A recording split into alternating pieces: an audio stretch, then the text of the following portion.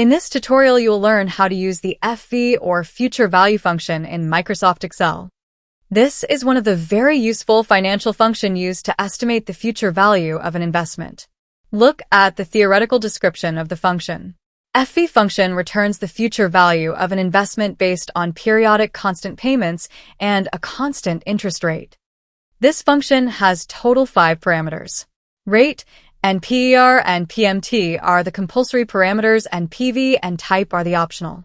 Rate is the interest rate, and PER is the number of period, PMT is the installment payment, PV is the initial investment if any, for example, if there is any down payment at beginning.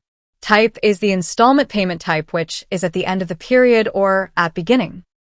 If skipped the PV and type parameter, default will be 0 initial investment and payment at the end of period. Look at this example. Suppose that you purchased a motorbike on installment basis. The terms of installment is: you have to pay $50 monthly payment for the period of 3 years, and the applicable interest rate is 9% per year. In this case, if you want to know the future value of motorbike by the end of 3rd year, you can use the FV function. Let's use the function. Press equal to, type FV, open parentheses. In the rate parameter, convert yearly rate to monthly by dividing 9% by 12. Put a comma. In the NPER parameter, put the number of period, which is 3 year multiplied by 12. Put a comma.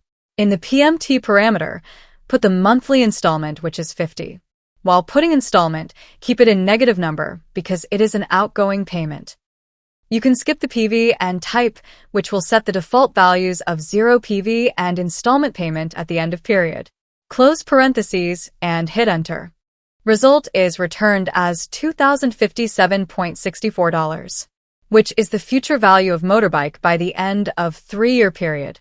So that was about how to use FV function to calculate the future value of an investment.